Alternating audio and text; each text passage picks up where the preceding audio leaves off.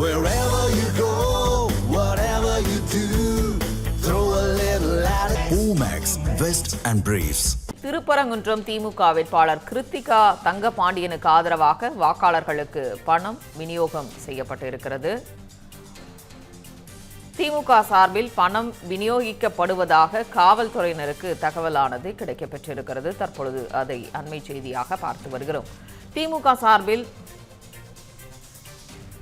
திமுக இளைஞரணி அமைப்பாளர் நாகலிங்கம் என்பவரை பிடித்து காவல்துறையினர் விசாரணை மேற்கொண்டு வருகின்றனர்.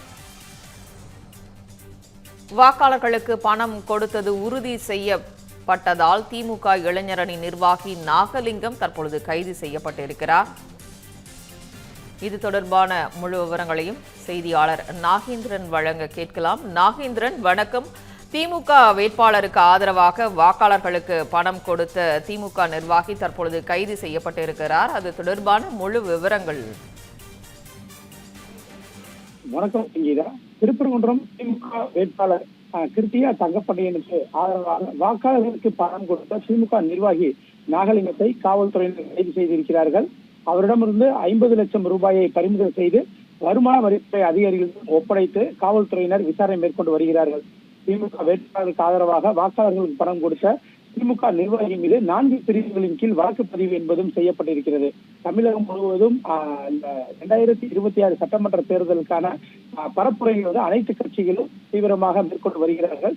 இந்த நிலையில் திருப்பரங்குன்றம் தொகுதியினுடைய திமுக வேட்பாளர் கிருத்திகா தங்கப்பாண்டியனுக்கு ஆதரவாக வாக்காளர்களுக்கு பணம் கொடுப்பதற்காக இரவு சிலர் பண கட்டுகளுடன் திருப்பரங்குன்றம் தொகுதியில் சுற்றித் திரிவதாக காவல்துறை ரகசிய தகவல் கிடைத்தது. அதன் அடிப்படையில் திருப்பரங்குன்றம் சார்பு ஆய்வாளர் சிவபிரகாசம் தலைமையில் காவல்துறையினர் திருப்பரங்குன்றம் கொடாங்கி பகுதியில் அந்த பகுதியில் சோதனை செய்த போது திமுக நிர்வாகியின் ஒருவருடைய வீட்டில் பணம் பதுக்கி வைத்திருப்பதாக அவர் அதை நேரில் அந்த ஆய்வு செய்தியில் கண்டுபிடித்திருக்கிறார்கள்.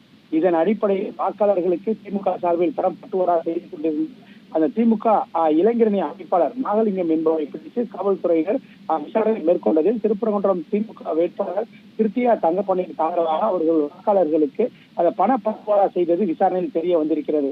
அதன் அடிப்படையில் திமுக இளைஞரணி அமைப்பாளர் நாகலிங்கம் மீது 4 பிரிவுகளின் கீழ் வழக்கு பதிவு செய்த திருப்பரங்குன்றம் காவல்துறையினர் அவர்கள் நாகலிங்கத்திடமிருந்து கைப்பற்றப்பட்ட 50 லட்சம் ரூபாய் பணத்தை உரிய விசாரணை செய்து அதன் பின்னர் வருமான வரித்துறை அதிகாரிகளுக்கு தகவல் தெரிவித்து அவர்களிடம் ஒப்படைத்திருக்கிறார்கள். திமுக நிர்வாகியிடம் இருந்து அது 1 கோடி ரூபாய்க்கு மேல் பணத்தை காவல்துறையினர் பறிமுதல் செய்த நிலையில் காவல்துறையினர் அந்த திமுகவினருக்கு சாதகமாக வெறும் 50 லட்சம் மட்டுமே கணக்கு காட்டுவதாகவும் குற்றச்சாட்டுகளும் எழுந்திருக்கிறது.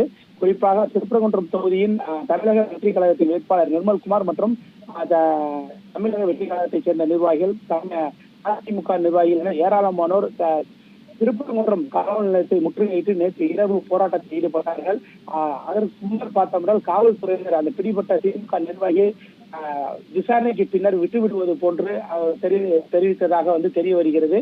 இதன் அடிப்படையில் தமிழக வெற்றி கழகத்தினர் மற்றும் அதிமுக நடத்திய போராட்டத்திற்கு பின்னர் அவர்கள் அந்த திமுக நிர்வாகி நாகலிங்கம் மீது வழக்கு பதிவு செய்யப்பட்டதாகவும் கூறப்படுகின்றது. 4 பிரிவுகளின் கீழ் நாகலிங்கத்தின் மீது வழக்கு பதிவு செய்யப்பட்டு அவர் தற்போது கைது செய்யப்பட்டு நீதிமன்ற காவலுக்கு அனுப்புவதற்கான பணிகளை காவல்துறையினர் விசாரணை மேற்கொண்டிருக்கிறார்கள். 50 லட்சம் ரூபாய் என்பதால் அதனை வருமான வரித்துறை அதிகாரிகளிடம் ஒப்படைத்திருக்கிறார்கள். அது தொடர்பாகவும் கிருத்திகா தங்கப்பாண்டியன் அவருக்காக அந்த வாக்காளருக்கு பணம் பட்டுவாடா செய்வதற்காக பறிமுதல் செய்யப்பட்ட அந்த பணம் தொடர்பாகவும் வருமான வரித்துறை அதிகாரிகள் அந்த விசாரணை அவர்களும் மேற்கொண்டிருக்கிறார்கள். அந்த வாக்காளருக்கு பணம் கொடுத்தது அந்த குற்றச்சாட்டு எழுந்தது தொடர்பாக வழக்கு பதிவு செய்யப்பட்டதால் வேட்பாளர் கிருத்திகா தங்கப்பாண்டியனை தகுதி நீக்கம் செய்ய வேண்டும் எனவும் தமிழக வெற்றி கழகத்தினுடைய வேட்பாளர் நிர்மல்குமார் சார்பிலும் அந்த கோரிக்கை என்பது முன்வைக்கப்பட்டிருக்கிறது. வருமான வரித்துறை அதிகாரிகளும் அவர்களும் அந்த விசாரணையை மேற்கொண்டுள்ள நிலையில் அடுத்த கட்ட விசாரணைகள் என்ன நடக்கிறது என்பது பொறுத்திருந்தால் பார்க்க வேண்டும். சங்கீதா, விவரங்களை வழங்கியமைக்கு நன்றி நாகேந்திரன்.